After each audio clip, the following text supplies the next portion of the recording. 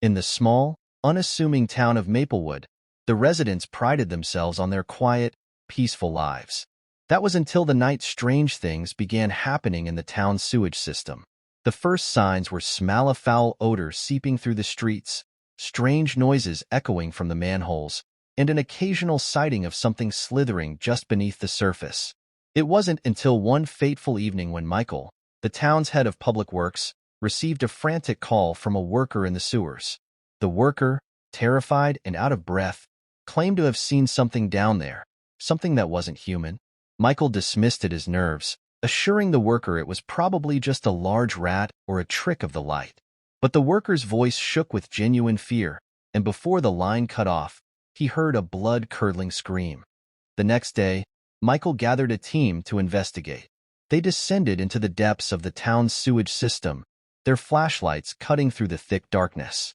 As they ventured deeper, the air grew thick with a stench that turned their stomachs. The walls, once just damp with condensation, were now slick with a dark, oily substance that seemed to pulse under the light. They soon came across the worker's helmet, lying abandoned in a corner. But there was no sign of the man himself. Instead, they found deep gouges in the walls, as if something had clawed its way through. The deeper they went, the more unsettling the atmosphere became. The strange noises grew louder, a low, guttural growl that reverberated through the pipes. Suddenly, the ground beneath them trembled. Something massive was moving below, dragging itself through the filth. The team, now on high alert, began to backtrack, but it was too late. The creature emerged from the shadows, its form a grotesque amalgamation of flesh and sewage. It had no eyes, just a gaping maw filled with jagged teeth.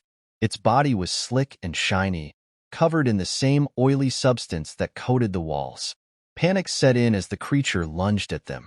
In the chaos, Michael barely managed to escape, his screams echoing through the tunnels as his team was torn apart by the monstrosity.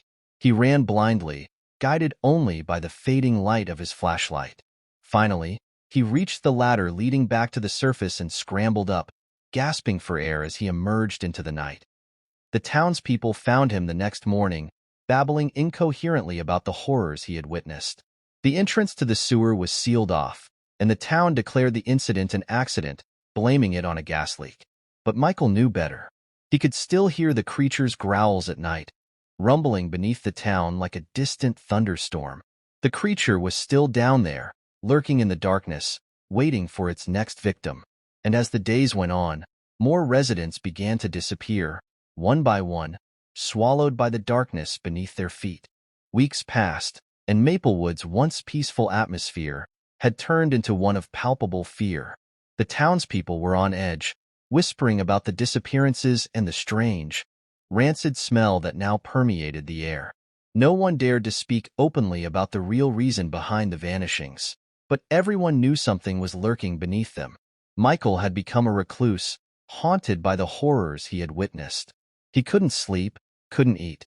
Every time he closed his eyes, he saw the creature's gaping maw, heard the blood-curdling screams of his team being torn apart. He tried to warn the town, but they dismissed him as mad. Even his closest friends had turned their backs on him, unwilling to believe the unimaginable truth. But the creature wasn't satisfied with staying underground. The disappearances became more frequent, and soon, the town's pets began to go missing as well. The night air was filled with the sounds of distant growls and something dragging itself through the streets. People locked their doors and windows, but it did little to ease their fears. One stormy night, as the rain poured down in sheets, Michael heard a noise outside his window. It was a wet, slithering sound, like something crawling up from the depths. His heart pounded in his chest as he grabbed a flashlight and cautiously approached the window. Peering through the glass, he saw something that made his blood run cold. The creature was no longer confined to the sewers. It had emerged, its massive, grotesque body glistening in the rain. It slithered down the street, leaving a trail of black, oily slime in its wake. But this time, it wasn't alone. Behind it, smaller creatures followed, twisted, half-formed things that looked like they had been born from the sewage itself. Michael knew he had to act. If the town didn't believe him, he would have to prove it. He grabbed his camera, slipped out of the house, and followed the creatures at a distance, careful not to make any noise. The storm raged on, thunder rumbling overhead, masking the sounds of his footsteps. The creatures led him to the heart of the town, where an old, abandoned factory stood. It was a place long forgotten, its entrance overgrown with weeds and its windows boarded up. Michael watched in horror as the creatures slipped inside through cracks in the foundation, disappearing into the darkness. Summoning all his courage, Michael followed them in. The inside of the factory was dark and damp, the air thick with the smell of decay.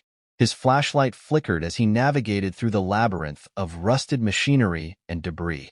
In the center of the factory, he found a massive, pulsating mass of flesh and sewage, the source of the creatures. It was as if the factory itself had become part of the creature, a living, breathing organism that absorbed everything in its path. The smaller creatures fed on the mass, growing larger and more grotesque with each passing moment. Michael took out his camera, snapping photos as fast as he could, but the flash alerted the creatures to his presence.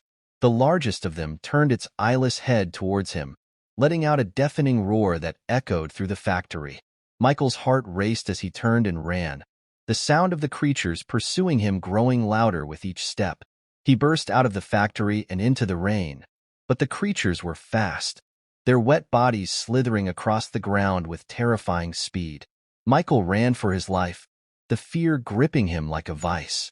He could feel the creatures closing in, their foul breath hot on his neck. In a desperate move, Michael ducked into a narrow alley, squeezing himself into a small gap between two buildings. The creatures couldn't reach him, their massive bodies unable to fit through the narrow space. But he knew it was only a matter of time before they found another way. As the creatures growled and thrashed outside, Michael took out his camera and reviewed the photos. They were blurry, but the shapes of the creatures were unmistakable. This was the proof he needed to convince the town, to make them see the truth. But as he looked at the photos, a cold realization washed over him.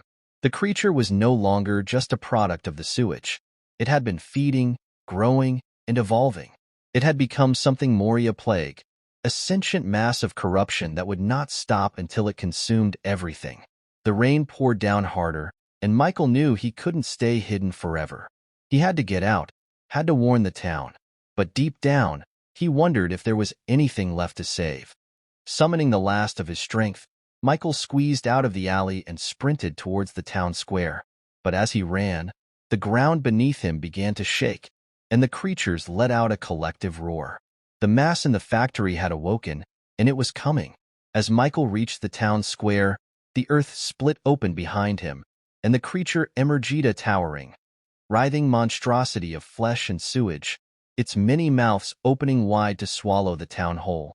Michael stood frozen, his camera clutched in his trembling hands. The town's lights flickered, the power faltering as the creature's presence disrupted everything. People came out of their homes, screaming as they saw the horror that Michael had been trying to warn them about. But it was too late. The creature lunged forward, its many appendages reaching out to engulf the town. Michael's final scream was lost in the cacophony of chaos as Maplewood was consumed, the town swallowed by the very thing it had created. And as the creature settled, the only sound that remained was the soft, rhythmic pulsing of the mass, growing larger with each heartbeat. Beneath the ground, in the sewers where it all began, the oily black substance started to spread, seeping into the soil, reaching out towards the next town.